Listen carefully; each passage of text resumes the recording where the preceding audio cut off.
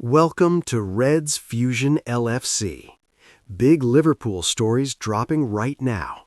Gerrard speaks out on Arne Slot's future and gives a brutally honest take on a potential Liverpool return. Florian Wirtz's hard work on the training ground finally pays off as he makes a perfectly timed comeback. But there's concern too, as fears grow over a significant injury that could sideline Alexander Isak. Plus, club legend Graeme Souness names the absolute rascal Liverpool player he can't help but love. Stay locked in, Reds. This one is packed with drama, honesty, and big decisions. Gerrard addresses Arne Slot future and reveals brutally honest Liverpool return stance.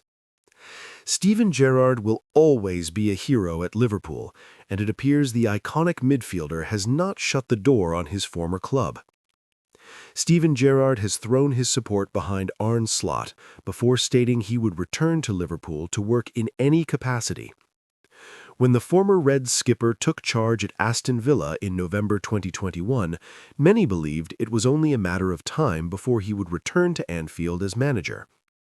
A challenging period at Villa was swiftly followed by an 18-month stint with Saudi Arabian outfit Al Ettifaq, whom he departed in January.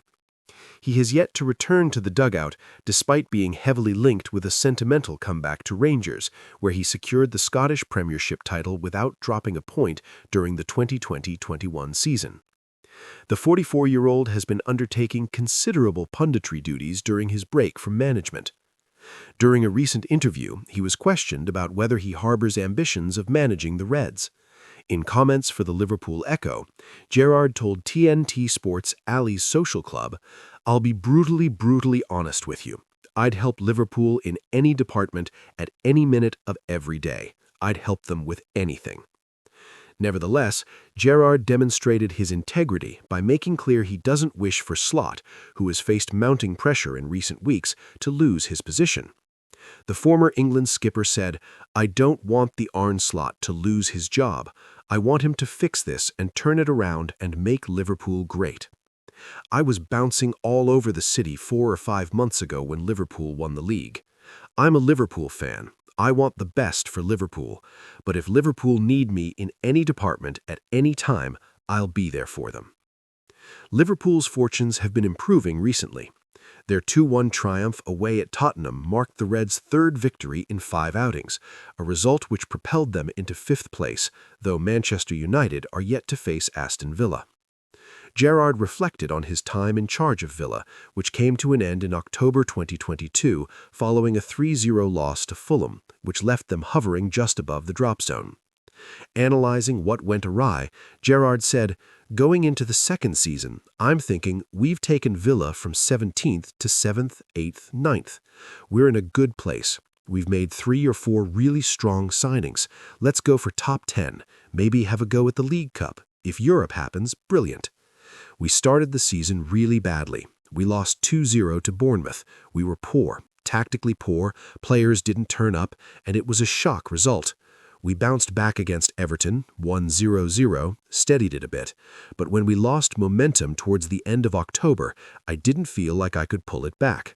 I felt like I'd changed the dynamics and upset too many people in the dressing room too quickly, and that hurt me a lot." Florian Wirtz training ground efforts pay off as Liverpool star makes timely return. Ian Doyle with the talking points after Liverpool earned a controversial Premier League win at Tottenham Hotspur on Saturday evening.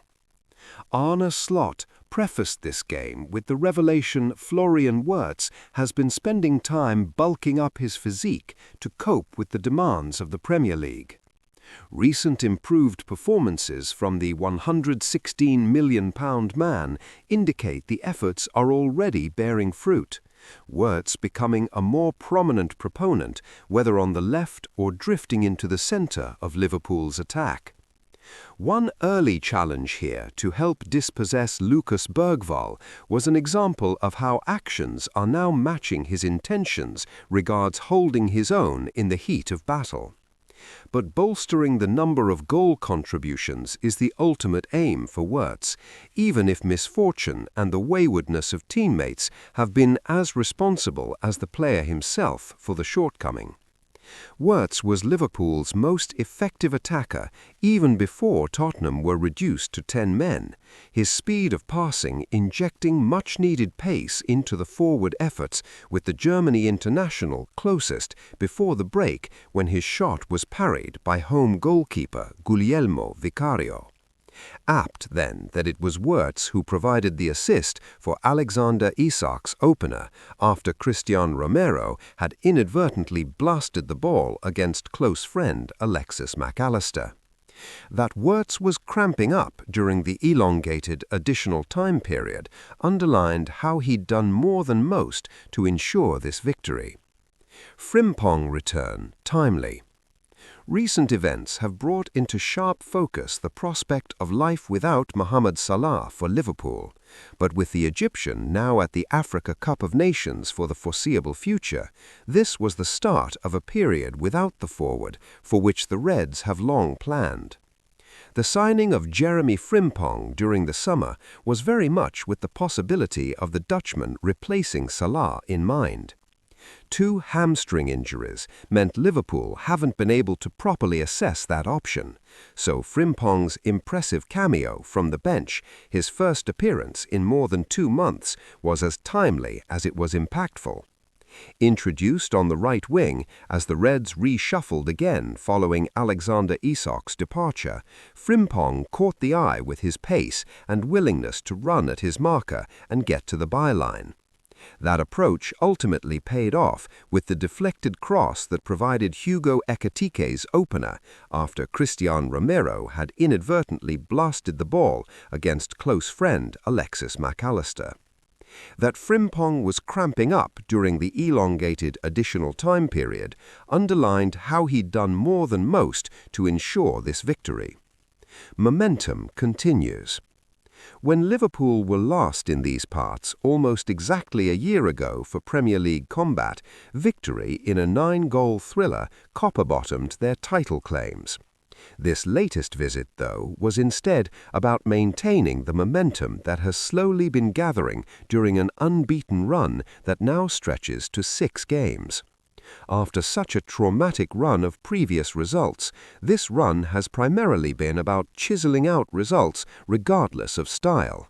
Pretty they may not have been of late, but the Reds have certainly been more effective.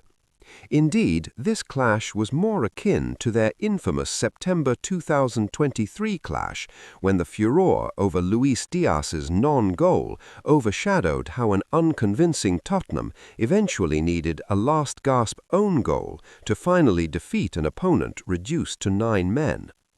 While his side didn't require such assistance going forward, Slot rightly later bemoaned the inability of his team to maintain possession during the frantic final 15 minutes, having largely controlled matters before the introduction of chief wind-up merchant Richarlison. This team remains very much a work in progress. Nevertheless, Liverpool are now back within touching distance of the top 4. Liverpool fear Alexander Isak facing lengthy layoff with significant injury. Alexander Isak suffered an injury to his lower left leg when scoring at Tottenham Hotspur on Saturday. Liverpool fear Alexander Isak has suffered a significant lower leg injury as they await the results of an MRI scan on Monday. The Sweden international picked up the problem when he was caught by Tottenham Hotspur's Mickey van den Ven when opening the scoring in Saturday's 2-1 win in North London. Isak, who had only been on the pitch for 11 minutes as a second-half substitute, was immediately withdrawn for Jeremy Frimpong and was helped off the pitch by Dr. Jonathan Power and Chris Morgan, 2 members of the club's medical team. Liverpool are now awaiting the results of a further MRI scan on Monday, but are braced for Isak to have sustained significant damage to his lower leg. The club are unwilling to speculate further on the severity of the £125 million striker's issue, and no timescale has yet been placed on his absence. Arne Slot is due to speak to the media on Tuesday for the visit from rock-bottom Wolves on December 27th, and the head coach will be better placed to offer a more fulsome update on the injury to his number 9, who registered his third goal for the club with the strike against Spurs. Speaking immediately after the game on Saturday, Slot conceded he was not in a position to offer much of an update so soon after the game, admitting, "I don't have any news on him, but if a player scores, gets injured and doesn't come back on the pitch or doesn't try to come back, which Connor Bradley, for example, did, but I had to take him off and couldn't come on. But if a player doesn't try to come back, it is usually not a good thing. But I cannot say anything more than that. That is just a gut feeling, and nothing more than that, nothing medical to say about it. I haven't spoken to him about it yet, but it's a good thing he scored. A good goal assisted by Florian Wirtz. I said players are getting better. The team is getting better. It wasn't perfect today, especially the last 10 minutes, but we pick up points and are developing in a way I want to see." Isak, who only joined the club on September 1st after a protracted and acrimonious move from Newcastle United in the summer transfer window, has already been sidelined for a month with a groin issue picked up in the 5-1 win over Eintracht Frankfurt on October 22nd. Also speaking immediately after the game on Saturday, Captain Virgil van Dijk said, "Injuries, unfortunately, are part of football, and hopefully with Alex it's not too bad. He scored a great goal. It's too soon after the game to know the extent of it. He will need to be assessed. Hopefully the injuries won't be too bad. We all saw how bad it looked with Alex, but hopefully it won't be too bad." Liverpool legend Graeme Souness names absolute rascal player he loves. Former Liverpool manager Graeme Souness has hailed Newcastle midfielder Bruno Guimaraes as an absolute rascal who constantly tries to make a difference, as he predicts a strong season for the Magpies. Newcastle captain Bruno Guimaraes is an absolute rascal who is constantly trying to be the man to make the difference on the pitch. That's the glowing assessment from Liverpool legend Graeme Souness, who believes Newcastle's midfield can hold its own against anyone in the Premier League. Souness, himself a midfielder during his playing days, has also hailed Joelinton as a revelation and reckons Newcastle will possess a serious attacking threat once Yoane Wissa reaches full fitness. With their best midfield, Newcastle are a match for anyone, Souness, who managed both Liverpool and Newcastle, told Chronicle Live. Joelinton has been a revelation. He couldn't score goals and Eddie Howe put him into midfield. It's just been a bit of genius. He's a big, powerful player in midfield for them. Bruno Guimaraes, I really like him. He's an absolute rascal. I liked him against Sunderland because when they were 1-0 down and chasing it, he was trying to be the man to make the difference all the time, wanting the ball all the time. Anthony Gordon had a bit of a disappointing game against Sunderland, but normally you're getting some magic from him. Newcastle are in good shape, and when Wissa gets himself fully match fit, they've got some firepower there.